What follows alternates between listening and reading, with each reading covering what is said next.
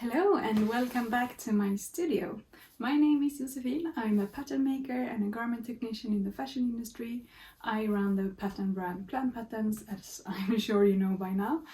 And today I am going through bust adjustments, which is a big topic, and we are going to explore a basic form of full bust adjustment, and I'm going to walk you through how to determine if you need a bust adjustment. A lot of people do. Don't be scared, it's not as hard as you might think, and when you grasp this technique you can apply it to a lot of different patterns. Thank you so much for all the good feedback and the comments I've received so far on this series. You guys are really interested in this and excited, and that makes me really excited. So I'm so happy to continue this deep dive into better fit, because that's such a crucial part of what we are doing when we are making our own clothes. A lot of the time we started sewing because we wanted clothes to fit better, and sometimes that's the whole point of sewing. So I'm really excited for you to learn how to make any sewing pattern you pick fit you the way you want it to. Stick around to the end of this video for a special announcement. This is something I've been working on for a long time and I can't wait to share it with you. In a previous video I talked about how to measure yourself, and we went through the most common measurements, which are bust, waist and seat. And one measurement I didn't mention was high bust. And this measurement is really good if you think you need a full bust adjustment or a small bust adjustment, because this will determine your cup size. If you already watched the previous video about measuring, you will have taken your full bust adjustment around your bust. I got a question about if you should wear a bra when you're measuring, and yes, you should. If you normally wear a bra when you're measuring, and make sure it fits well and the straps are tightened and it sits the way you want it to, and it's a kind of bra that you usually wear. So I usually wear like a t-shirt bra, and that's what I wear when I'm measuring, to make sure the garment is going to fit the way I want it to. So to take the high bust measurement, you put your measuring tape underneath your armpits. I hope you can see that. And you put it above your bust. So it goes like this. This will not be parallel to the floor. Like this, it's going to be higher in the front and lower in the back. Pretty straightforward from there. You just make sure you can breathe and you're not like doing anything weird. But this measurement is kind of easy to get right. So you have your full bust and your high bust. And the difference between these two measurements is going to determine your cup size. So I will put a list on the screen where you can see in inches and centimeters which cup size you are. But for a full bust adjustment you just need to have the difference between full bust and high bust. That measurement is really important, so write that down somewhere. If the difference between your high bust and full bust is 5 centimeters, 2 inches or less, you don't need a full bust adjustment. And it's likely most patterns will fit you around the bust. Like the cup size that the pattern is drafted for is usually a B cup, and it's probably going to fit you. A lot of the time, especially for indie pattern designers, you will find which cup size this pattern is drafted for on the packaging or on the description. And usually it's a B cup for most patterns. If the pattern company has 2 size ranges, you can have 2 different cup sizes for those size ranges, just like I have. My smaller size range is for a B cup and my larger size range is for a D cup. That gives you a larger chance of finding a size that fits you without alterations. Oftentimes we have to accommodate for a larger bust. So one indicator is these measurements. Another indicator is you make your toile of a new pattern you want to try, and you have a lot of excess fabric here. You can kind of do this and you get a lot of fabric here. It's almost like, it looks like you need to put a dart in at the armhole, which, I mean, you could do that, but there is a more sophisticated way of altering this. Or you choose a size based on your full bust measurement and it's too big. It fits kind of around the bust, but that's the only place where it fits. And the neckline, the shoulder, around the chest area here, you have a lot of excess fabric. It's kind of hanging off the shoulders. You also could have, from the side, you could take a chunk out of the garment like this. So if any of those sound familiar, that's a strong indicator that you need a full bust adjustment. What you can also consider is the style of the garment and the fabric type you're gonna make it out of. So if you are using a very stretchy fabric and the design has extra fabric around the bust, you have some gatherings or pleats or something, or if you have like a really oversized shirt, for example, then you wouldn't need a bust adjustment, probably. So if the side seam of your shirt is coming to here somewhere, or any garment that's really oversized, you wouldn't need to make that many adjustments, or any at all, maybe. If you have a larger bust, it's probably a good idea to choose the size based on your high bust measurement and not your full bust. If you choose your full bust measurement and choose the size that the pattern says you should have, the garment is probably gonna have a lot of excess fabric up top. So choose a size based on your high bust measurement. If the pattern doesn't specify, you can calculate. We know that a B cup is usually what patterns are drafted for. And we know that a B cup has a 2-inch difference from full bust to high bust. So if you look at the measurements and you find the full bust that the garment is drafted for, you just remove 2 inches and that's the high bust. You will have to choose a size that's maybe 2 sizes smaller or something. And that way, when you sew up a toile of a size that's a few sizes too small, it's gonna fit, but it's gonna be straining around the bust. So that's how you know you need a full bust adjustment also. So we want to choose the smaller size, but make a full bust adjustment.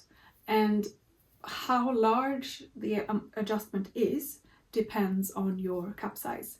So that's where this little measurement we saved from before comes in. So I'm going to show you how to do a full bust adjustment. So I will flip the camera around and show you how to do that now. Here's our bodice pattern. So we only need to use the front piece because the shoulder and the side seam are going to remain the same. We are only changing around here. The first thing you want to do is determine, do you have any seam allowance on this pattern or not? Most sewing patterns have seam allowance. So what you want to do is to fold in the seam allowance at the shoulder. Let's say we have 1 centimeter. I'm folding over 1 centimeter, or 3/8 of an inch is 1 centimeter. 3/8 of an inch. You want to place this on your shoulder and make sure the center front is placed on the center front straight on your body. And you want to determine where your bust point is. That's where your nipple is. So for this example, let's say my bust point is here. I'm going to mark it and get back to my table here. So now you have the height and also the distance from the center front. We also need to do some math. Let's say our pattern, like most patterns, is drafted for a B cup. B cup is 2-inch difference between full bust and high bust. Let's say I have a D cup, which is a 4-inch difference. Now, we already have 2 inches built into the pattern, so 4 minus 2 is 2. So we need to do a 2-inch full bust adjustment. This is the number we need. We also need to divide it by 2, and we have 1 inch. This is what we need to adjust on this pattern piece. Because the pattern piece is on fold, we need to adjust 1 inch here, and 1 inch is going to be on the other side, so the total will be 2 inches. So this is our measurement we need to remember, 1 inch. The first thing we need to do is to draw a line from our bust point to the hem, the waist here. We want this line to be parallel to the center front, or the grain line. Then we also need to draw a line to the middle of the dart. So there, from our bust point again to the middle of the dart. The last line is going to be to the armhole. If you look at the armhole here, we want to divide this line by 3. Just eyeball it. We want to make this line towards the last third. So around here somewhere. Those are the lines we need. So you're gonna cut from the waist to the armhole, but you're gonna leave a little bit of space here so that the armhole is still connected. You don't cut all the way through. So you will end up with this side piece here, able to move. Then we're also going to cut this line here, almost to the end. So you want these 3 pieces to be able to move. Then we need a spare piece of paper. Again, I'm using my skin to make sure the tape is not as sticky and it's not gonna destroy the paper. We also want to draw some lines. We want 1 line and then a parallel line 1 inch from this line. 1 inch is around 2.5 centimeters. So we have our 2 lines. You want to line up this line here from the bust point to the waist with the first line. So we're going to place our pattern piece like this. And now we have these 2 pieces that are able to move. We want to place this line here on top of the other line that we just drew on the paper. We're going to tape that in place as well.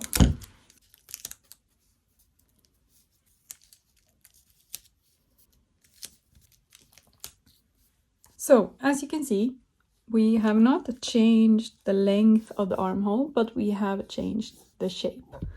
And the side seam is going to be the same, but we need to change the length of the front piece. So what we can do is just draw a continuous line from this point here and just to the center front, and continue the center front line to this point. So this is our new center front. We have a 1 inch distance between these 2 lines. And now we need to redraw the bust dart. I'm going to use a green pen to draw the new dart. So I removed the pink lines to make it a bit more clear. Our bust point is here. So we're going to draw a line to the original dart legs right here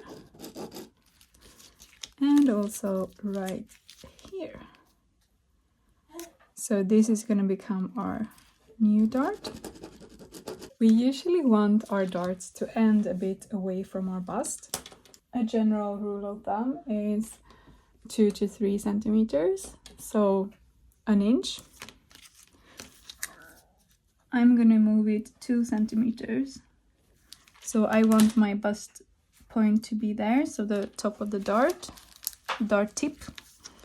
So our actual dart is going to be here.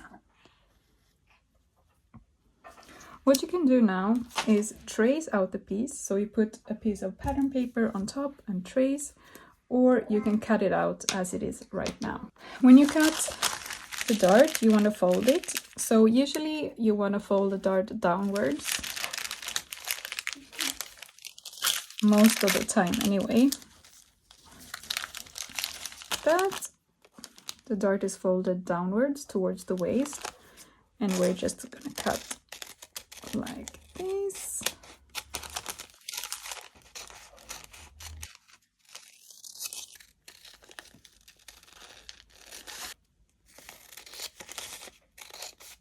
And make sure to cut the correct line at the waist here. So what we have done is added 1 inch of width to the bodice, but we have also added to the length.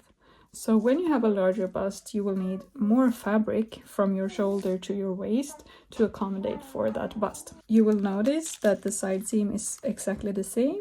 If you have a sleeve to set in here, it's going to fit perfectly, and the shoulder doesn't have a change to it. This is the final piece. I hope this has been insightful for you. Let me know any questions you have about full bust adjustment. There are a few different ways to do it. I just showed the slash and spread kind of method. There is also a pivot and slide method, and you can also do a full bust adjustment for a pattern that has a princess seam or no dart at all.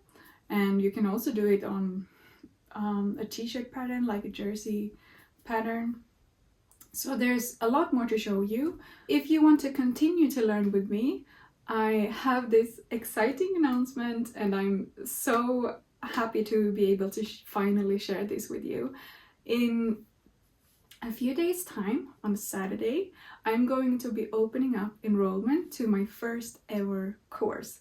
It's called Better Fit Academy, and you are so welcome to come inside. I'm going to teach you the foundations of pattern alterations. In these videos I've shared, you have seen a glimpse into what's possible and what's possible for you, and I hope you find it useful. There's so much more I want to teach you, and I'm going to do all of that in my new course.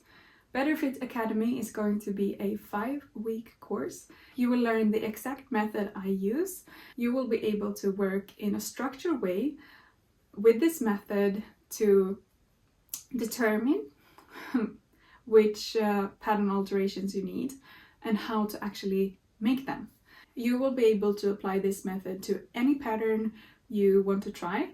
You will learn the basic principles of pattern alterations for all kinds of different garments. And by the end of the 5 weeks, you will have gone from confused and maybe discouraged about your sewing practice to being able to confidently make clothes that fit you and that you will love to wear.